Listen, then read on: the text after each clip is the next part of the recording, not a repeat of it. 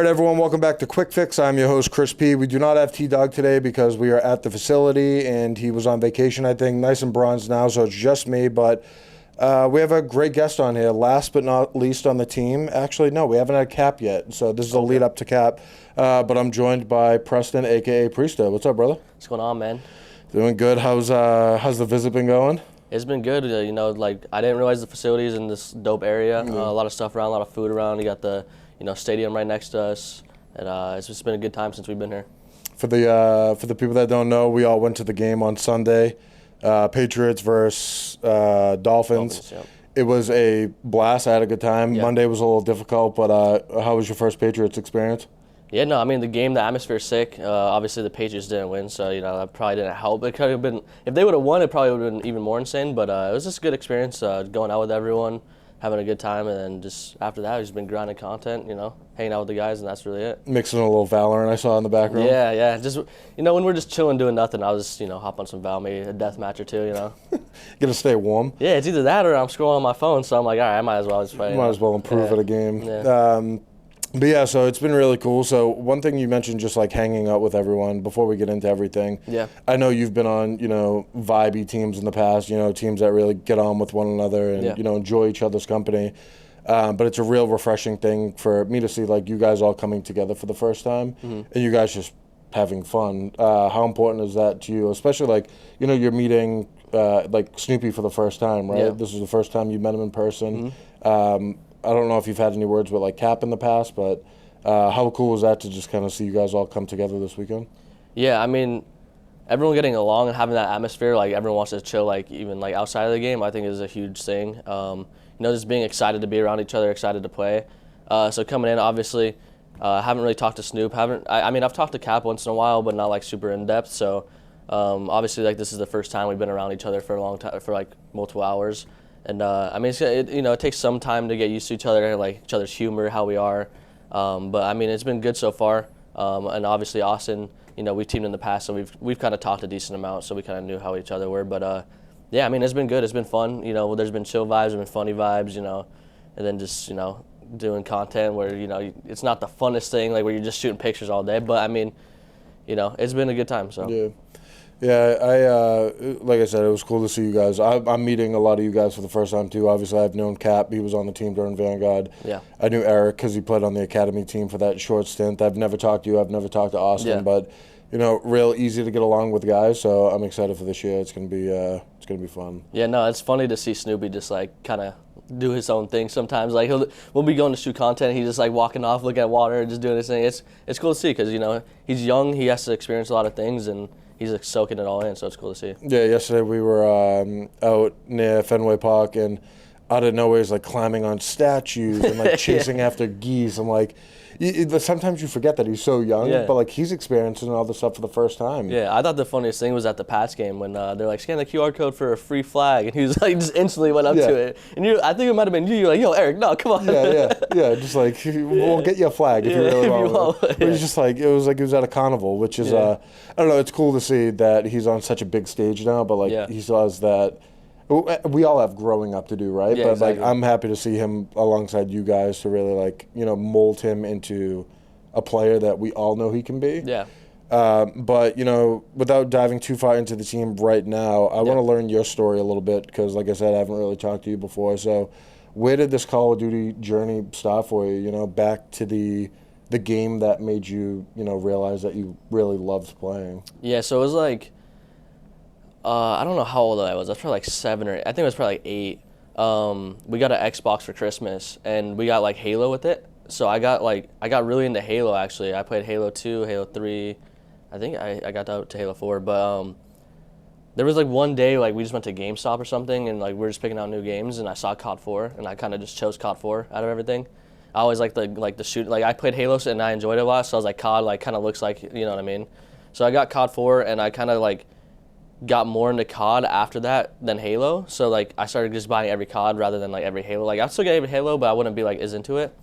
And then like Black Ops 1 is like where I had a group of guys that actually set me up a GB account, and they're like, yo, you got to start playing GBs. Like, you're insane. And I was like, all right. They set it up for me because I was so young. I didn't even know how to do it. Oh, wow. And it was like this little clan I was in. And then after that was really like I found out about locals, like local tournaments in Colorado, and I kind of started competing there. So that's kind of like what started it all. Yeah. So it's so interesting because like when I was younger, like game battles was the thing, and you know Yeah. it's still the thing, right? Like when a new COD comes out, I still GB, and like you know I have no plans on competing at any point in my life, but I just like that competitive rush of like you know climbing a ladder, trying to be the best, and like my friends and I always had the ongoing joke like, hey, did you wake up with the green arrow this morning? And if you woke up with the green arrow, you were climbing. You're like, yeah. Then you had the one kid who's like, get the red arrow, you know. No, yeah, getting your GB rank up, like everything like that, dude. Like getting all your achievements, your trophies, stuff like that. Just like back then, it just like meant so much because like other than like tournaments, that's what everyone was playing. So it's like if you were like top 1,000, you thought you were that guy. You know what I mean? Like even like when I was younger, when I got to top 10K, I was like, let's go. Like you know what I mean? Like it's impressive. Yeah, there's a lot of people. Yeah. With Halo, so obviously that was. Would you consider that like your first love when it came to like games? Yeah. Because that's what you started with. Yeah, actually, it's funny because I actually had Counter-Strike 2 on the original Xbox. So it was Halo and Counter-Strike that I got into, and I actually learned how to play Claw like naturally from Counter-Strike. Because there was like a, I forget what the map was called, but there was like an event that you had to like jump and then crouch to get into. And I just couldn't do it like with my thumb. I couldn't do it fast enough, and I just figured out I could use my pointer finger. And like ever since then, I kind of just started doing it. So you play Claw? Yeah. Like till this day, you still play? You ever have any hand problems with it? Because as an old guy, I'm like, I like picture touching the side of something with my finger. I'm just Everyone thinks that, but like the only way my hands really hurt is if I play like 10 hours straight. Yeah. If I'm playing like 6, 8 hours, like sometimes it'll be like a little sore, but like really not real. It doesn't really hurt that much, but I also do like stretch my hands a lot, and I like massage gun it, and I actually do a lot of stuff to like make sure I take care of it. Because I would say during COVID, when I was grinding like 15-hour days every day, they definitely were hurting. Yeah. But I think anyone's hands would be hurting at that point, even if they didn't play Claw. You know what I mean? Oh yeah. So with like your locals out in Colorado. I'm assuming you won some of them when you started playing. You're like, okay, like, what were the prize pools looking like back then? Obviously nothing compared to now, but like, do you remember that first paycheck that you got? It's funny that you asked that because the first one I actually won, I ended up getting scammed and they never paid me. So I went there, it was in Ghost. There's like a free-for-all, it was a free-for-all, a 2v2, and a 4v4. And I won the free-for-all and the 2v2, and then the 4v4 I had actually lost. But there was another team where a kid had to leave, so they were like, yo, can we pick someone up? And they picked me up, and then we ended up winning. Oh, wow. And so I literally won every event there technically, and then we didn't get paid. Because it was at like a convention. It was like an anime con. I don't know what it was exactly, but there was like a bunch of different stuff going on, so you had to pay like your entry fee at the front instead of like in. It was just a weird concept, and then we ended up never getting paid from that, but. Yeah, I won a few locals in Colorado. So first off, sorry you got scammed. No, you're good. It's kind of like as soon as you said that, I burst out laughing. I was like, "Shit! What if it was like you really needed it at the time?" I kind of felt bad for a second. Yeah, you're like, "What was that first paycheck?" Yeah. Actually, I got scammed. Yeah. So progressed through there when you were going to these locals. Was your family on board with you? Were they going with you? Were you going solo? Did they understand what was going on? My mom would take me. She kind of knew because I was playing a lot of Call of Duty. I don't think she really understood Call of Duty, but she knew I played a lot, so she was like, "Yeah, I'll take you if you want to go." So. Just sat there, had no idea what was going on. Honestly, I think she took me, and then she was just kind of roaming around because I told you it was like a convention center with a bunch of stuff going on. So she'd just be walking around talking to like people, like figuring out things, and then she would just come back randomly and be like, "You win?" I'm like, "Yeah." That's cool. Like looking back to like the amateur days, I guess, before you actually broke into the pro scene. Was there anyone you played with that are currently in the league that like you kind of came up with? Like, did you ever come across someone like online? Okay, I started playing with Slasher just because we bumped into each other. I'm trying to think of all the teams I've been on before I was pro. I don't think anyone is really pro now because the only person that was pro was when I was on Panda was like Too Quick because he was pro in like Black Ops 2. And then Nelson was like a substitute in Black Ops 3 for the 100 Thieves. I'm trying to think of I don't think anyone else though like before I was pro is in the league actually. It's kind of crazy. I know a few of them were close though. You had like Mox, Exotic, Drama, all those guys. They were all pretty close. They were like right there, but they just could never, get over that little hump. Yeah. So what was the time that you got over that hump? You're playing these. So let me backtrack a little bit. Yeah. You playing these locals and whatnot, was it just because you love doing it, or did you want to make a career out of it? Did you know at the time that there could be a career in this? The moment I actually found, okay, so like when I was going to locals, I didn't know there were majors.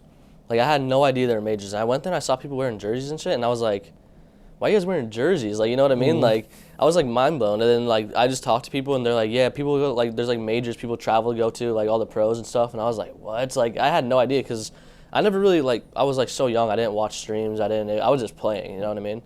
And then I found out about locals, and I think the first tournament I watched was MW3 COD XP. It was like for 100K for first or something like that. And I was like, yo, they're making money doing this. Like that's crazy. And like, at that time, that was like holy shit. Yeah. Money, So I was like, once I saw that, I was like, all right, I kind of want to like do something with that. But even then, like, because I was still in the skateboarding a lot, I actually put skateboarding over COD for a while. Really? Yeah.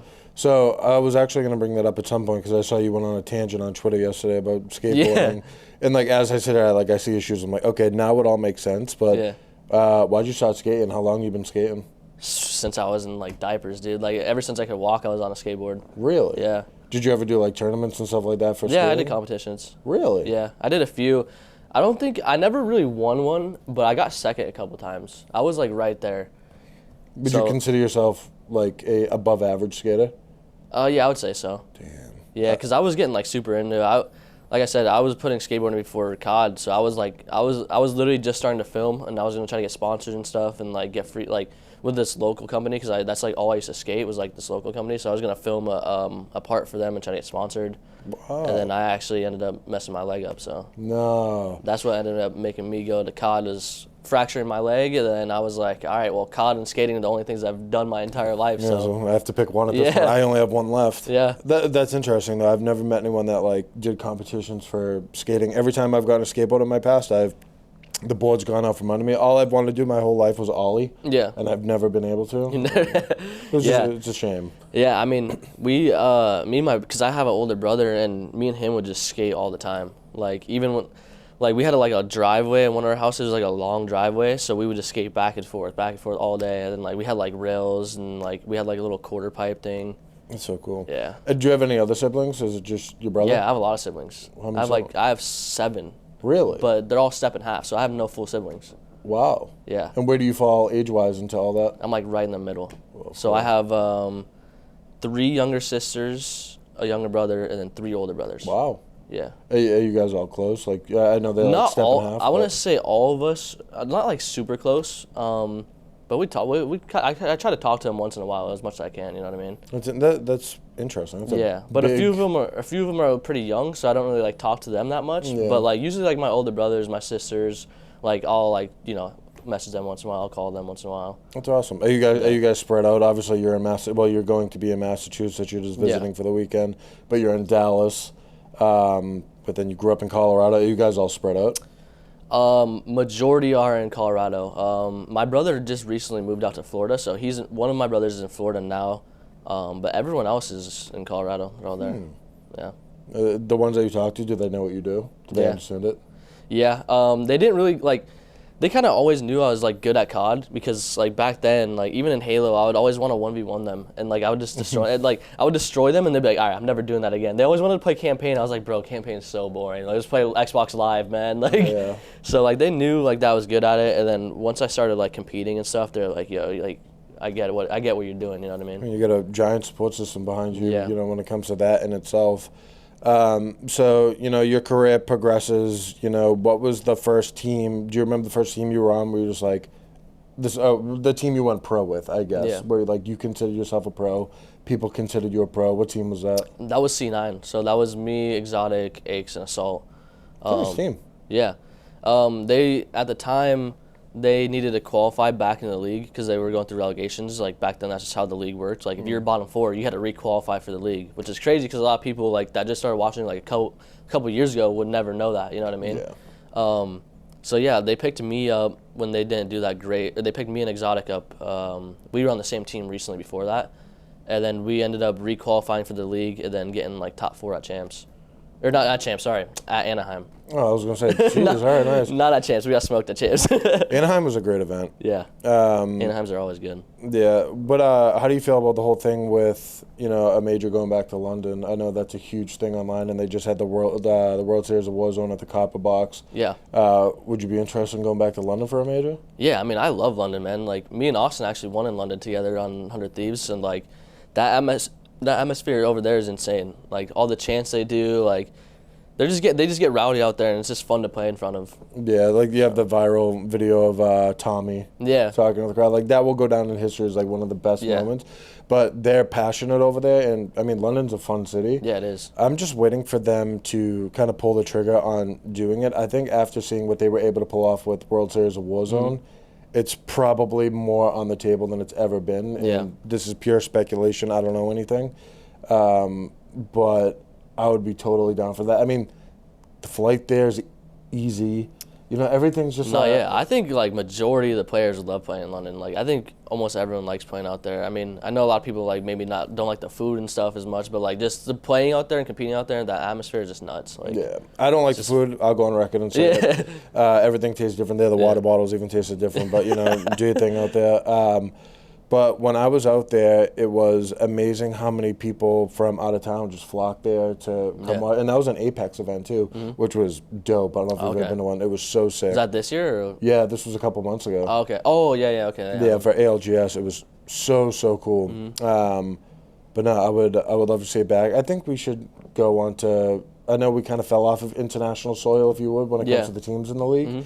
But I would love to see us, give a little hat tip to London and, make it happen there, show those fans some love. I don't know how the time difference is going to play with you guys. Yeah. I feel like that could be something that people are going to have to overcome, especially if you're, you're West Coast, so it's super off, or it's 5 hours for us. Like. Yeah, I mean, I've been there like twice now, I think. So, I mean, when you get there, like, you definitely have to get there like a couple days early, like to like get your schedule in play, because like, if you get there like a night before or something, you're pretty much screwed because you're gonna be tired. But like majority of the teams, like the COD pros, they always go a little bit early, especially if it's like out of the country. You know what I mean? So for me, I feel like it was never really that difficult to like get my sleep schedule and stuff. But some people it is.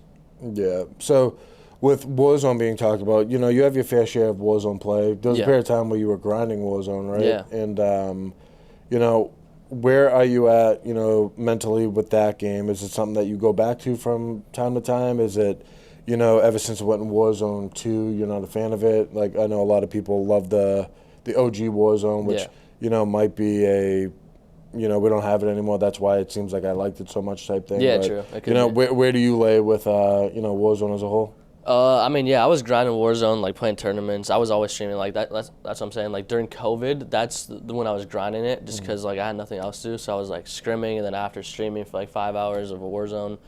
But I had a lot of fun with it. Recently, I came back from in the off season and played a bit, but it's not the same. Just like the finesse in the game, it's a lot different. You don't have the slide canceling, so it's like you can run into a team of like bots, and you can't just chow all of them. Like you have to like get a kill, throw a smoke, run away, play it up, come back, throw a nade. Like, you know what I mean? Like, it's a lot slower of finesse compared to back then where you can just slide cancel everything, just destroy people, like drop shot, like everything. So, I mean, it's not bad. Like, I enjoyed my time when I was playing it, but I don't think I'd play it like 6 to 8 hours a day. Like, I respect the Warzone streamers that do it because I could tell I'd be so bored if I did that. Oh, yeah. But then again, they have a decent amount of tournaments over there. So if they have tournaments to constantly play for, then like it's like, all right, you have something to play for at least, you know what I mean? Instead of just streaming it. Yeah, there were some people that made so much money during Warzone 1. I think the prize pools went down, but top of the list, I think it was like Tommy and like Aiden and Huskers, those guys that were making like $500,000 just in earnings from these tournaments, not even wagers and not even like anything like that. I mean, even when I was grinding, dude, there was like a tournament like, I want to say there's a couple tournaments a week, like back then, like when Warzone was popping off. Like everyone wanted to run tournaments back then, so it was like Ninja playing in them, and like everyone was playing in them. Yeah, like, they were super fun, like the kill races, and then the kill races stopped because there started to be a bunch of hackers and stuff like that, and then there was no customs back then either, so like you couldn't do really custom tournaments. Yeah, I used to love watching like the kill races, just watching how much better they were than me. Yeah. They just know where everyone was, like they chow everything, win everything. the most insane thing. But what you said about the whole finesse side of things, I agree 100%. Like, everyone talks so much shit about Vanguard, but it was so fluid to me. Yeah, where like you had multiple movement mechanics that you could do. Like you had the bunny hop, you had your slide cancel, you had the long slide that like no one, like my friend didn't even know it was a thing. Like you could pop up and shoot, but you could long slide and people expect you to pop up and you're not. Like, I can agree with the movement was fluent in that game. I just wasn't a big fan of just like the maps and spawns and competitive aspect of it. But like the movement and the guns were fun to use. Yeah, MP40, the automatons, like they're both very satisfying to use. I enjoyed it. But moving on for Call of Duty, you know, you became a pro. You were on C9, played with those guys. And then was it kind of from there your career just kind of took off? I know you've had your highs and lows, but, you know, talk me through the rest of your, you know, your career. I mean, I got pretty lucky, like, coming in because, like I said, like, getting on C9 was pretty big because C9's a pretty big org. And I was pretty hyped to get on that team. And then after that, after IW Champs, I got on FaZe. So I went from Panda to TGC, and then C9 to FaZe, and then after that, it's kind of just been, it just kept going. That's a glow up right there. Yeah. Honestly, you can't ask for kind of a better rise than that. C9 in itself, like you said, like that's an accomplishment. Yeah. You know, C9 were the guys, and they are still a phenomenal organization. Yeah. And FaZe always will be. Exactly. They're massive. And then we won. I won my first tournament in World War II, the second year I played. Great game. On FaZe.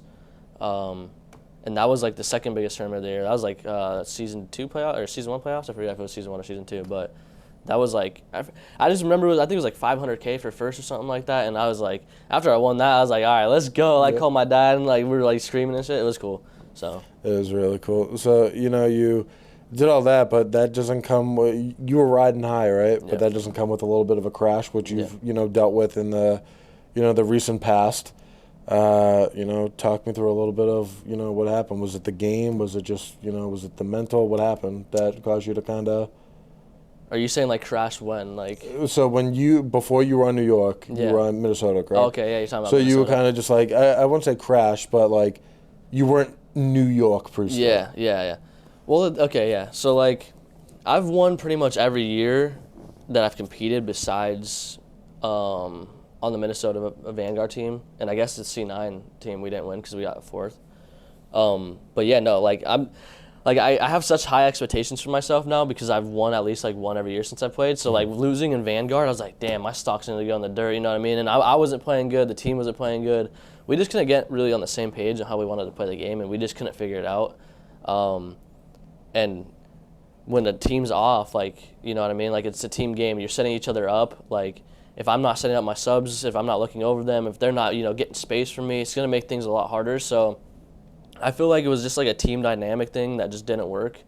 And from the outside looking in, like, if I'm doing bad, like worse than my other teammates, it's going to make me look worse, you know what I mean? Even though, like, if my teammates are, like, vice versa, like, I could be doing the wrong things and making them, like, hurting them. If they're doing the wrong things, in my opinion, and it's hurting me, then, like, it's a lot different from the outside looking in. So it was just, like, one of those things that the team didn't work, and I just knew, like, if I had a team that, you know, that just fit a little bit better, that I would do good again. Yeah, and you obviously found that. Yeah. With New York. You guys had a monumental season last year. Just couldn't not win. Yeah. But, you know, obviously we're getting to the point that we're going to talk about what happened, but, you know, how did it feel just being, like, those guys last year? Like, it seemed like you guys couldn't do any wrong. Yeah, I mean, it definitely felt good. Like, winning the first tournament was big for me because I don't think I've ever won the first tournament of the year. Usually it's, like, kind of, like, middle or later of the year, and I tend to get better at the end of the year. So winning the first event, I was like, all right, we might be crazy this year. And then kind of fell off in the middle of the year. At Major 3, we didn't do that good. And then towards the end of the year, we picked it back up and won Major 5 and Champs. And yeah, I mean, when you win half the events, you feel like on top of the world. You know what I mean? Because like when you lose as a competitor, it's like the worst feeling. So just when you can win that much, like it's crazy. Yeah, I mean, you won that much, but you know you're with us now, and I'm not saying that's a bad thing. I'm very happy that you're here. Yeah. But obviously, everyone has their own, you know, opinions on what happened, and you know, the Twitter experts think they know everything that went on. But you lived it, you know, they lived it. you know, with whatever you're comfortable talking about, like, what happened? I think like ultimately, without not getting too far into it, it was. I honestly, I still don't really even know because like no one really gave me like a full explanation on like exactly why it happened. I honestly like was waiting for them to come out and say something, but no one ever did. So I was like, all right, like I guess I'll never know either. I think ultimately it was just a team decision that they kind of wanted to, pack a punch or do like an upgrade on like slaying power. That's my only guess because obviously like my role in that team, I didn't really take like a super slaying power role, and then they picking up Sib, which he's more of a slayer. He likes to get a lot of kills and stuff. But yeah, I mean it's just crazy because like I never thought, after winning half the events and especially winning champs, that I would be going to a different team. And I mean during the off season, I was kind of just waiting around like just trying to figure out exactly what was happening, and then that ended up happening, and then I was like, all right, well, there's not much I can do about that, you know what I mean? So I'm just going to keep my head up, look forward, and just see what I can do, see what the best team I can land on, see what the best team I can make is, and just getting a group of guys that I think are capable of winning and that I just would want to be around. So Yeah. Was there any hint of it? Like, were you able to like mentally prepare yourself that it could happen, or was it just kind of like, hey, here's our decision, like, thank you for everything? I mean, the only thing that like kind of hinted to it was like after we won champs, like the renegotiations of my contract. It just didn't really make sense to me. So I was like, you know what I mean? Like that's probably like the one thing that kind of hinted to me maybe they're thinking about going a different direction. But like I didn't know if that was a team thing or like the higher ups or like what it was. So I was just like, trying to figure it out like after they did that. Yeah, and it's not really something you can go to your teammates at the time and be like, hey, like, what are they doing to you on your contract? Because it's like everything kind of confidential at that point. I mean, kind of, but you still kind of like hear things. You kind of know what's happening. Like, there's like I don't know. Like for me, I pretty much knew what was happening with everyone else on my team. Yeah. But I didn't like understand what was like I knew what was happening to me, but I just didn't understand it. Like it just didn't make sense because I was like, I don't know. Were you hearing like people got like, they re-signed or like, I'm good for next year, and you're just like, well, like I haven't heard anything. Yeah. Like, what the hell's going on? Well, like it was like I knew what was happening with them, and then like just in my situation, like I said, like the contract that I was getting, like it was just like a curveball for me because I was expecting something different, and then I got a complete opposite. So I was just like, all right, well let's try to like work it out. Let's try to talk about it, come to like a middle ground, and I was like, we were pretty much there. Like literally the day that I found out that I was gonna get dropped was I literally texted the group chat. I was like, yo, things are moving. I should be signed by today. And then that day, the owner was like, yeah, we're thinking about going a different direction. Sorry. And I was like, wow, all right. Wow. So you thought like finally hit the finish line? And well, I was gonna sign the contract they sent to me. I mean, I wasn't like super happy with it, but I was like, I mean, we won half the events. I'm still gonna sign. You know what I mean? So I was gonna sign, and then they just went the other way. So I was like, all right, that's what you guys want to do. Go ahead. Well, one team's loss is another team's game. Yep. Like I've said a billion times, I'm happy you're here. I know the whole organization's happy that you're here. What led you here? And for this will come out before the other episode, but we've talked about it. But obviously, you and Austin were a very sought after duo, especially when your news broke. He knew his situation was going to happen. You guys kind of paired up as a duo, wanting to go somewhere together. Yeah. And you were talking to other teams, but what about Boston kind of jumped out to you? Yeah, so like going in the off season or like after I found out that I was gonna get dropped and stuff, I was like, like looking at all the players that were available, and I saw Austin was obviously available, so I was like, I've teamed with Austin in the past, I know we can bring to the table, I know we've won together, and he was definitely someone that I definitely put high up there on my list that I wanted to play with, so it was kind of just like me and him were just like, fuck it, let's pair up together and just see what other sub duo that we could put together and that we think's the best.